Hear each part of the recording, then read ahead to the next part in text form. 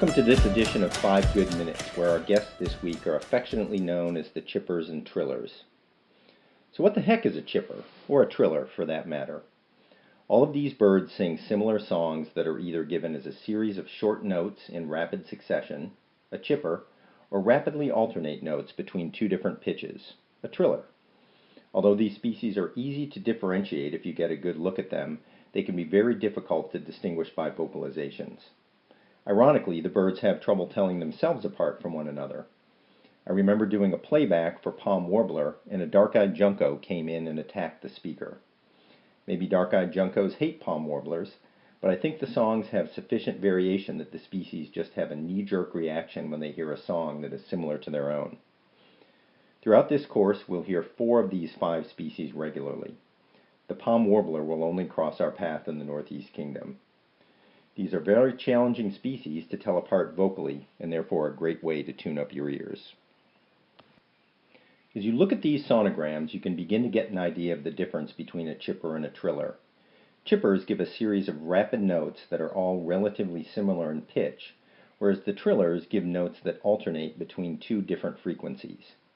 Chipping sparrow is a chipper, dark-eyed junco and swamp sparrow are trillers, palm warbler and pine warbler are somewhere in between. Chillers, maybe? The chipping sparrow has the most rapid song, and it is also the least musical.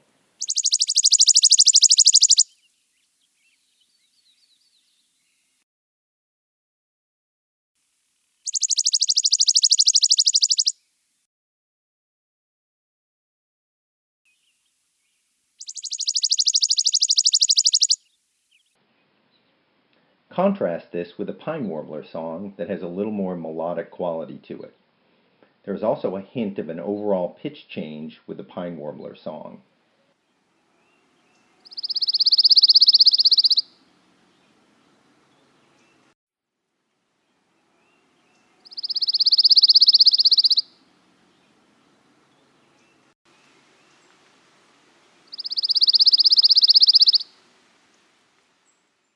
Palm warbler, which we will only encounter in the Northeast Kingdom, is similar, but note the buzzier quality to the song.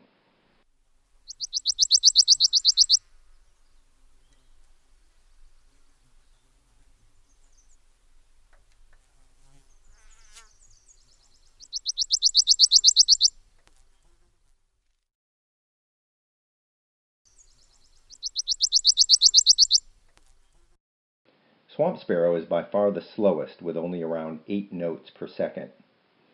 Note that it also has a relatively abrupt beginning.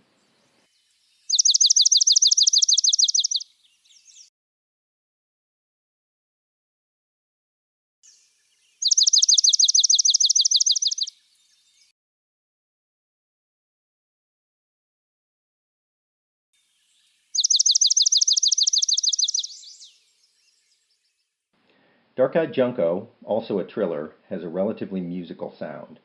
Some say its song has a bell-like quality. Note that compared to the pine warbler, it's a little bit slower.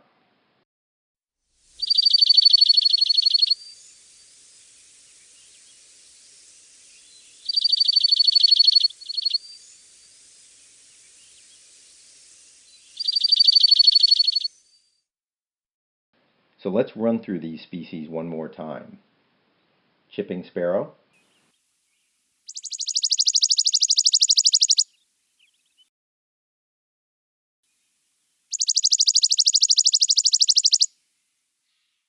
pine warbler,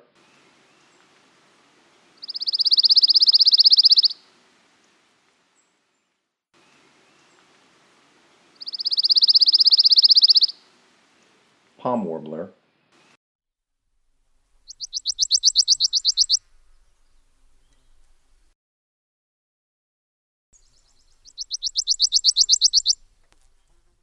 swamp sparrow,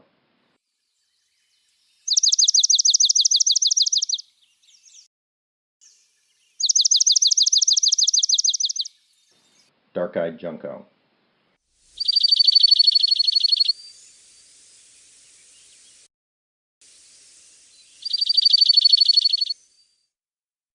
So let's do a quick review. The 5 chippers and trillers all have very similar songs that are either a series of rapid single notes or a rapid alteration between notes on 2 different pitches. The swamp sparrow is probably the most distinctive with its slow, trilled song. Although chipping sparrow can be variable, note the mechanical, metallic quality of the song.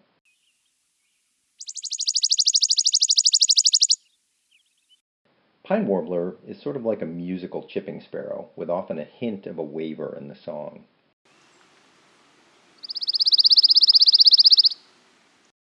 Palm warbler always has a buzzy quality to the song. And dark-eyed junco is another musical chipper or triller, but it has a bell-like quality to the song. Now, if you can't figure out what the species is by song, think about habitat, which is often a great clue to distinguish among these 5 species. For the most part, the habitats in which you'll find these species are very distinct.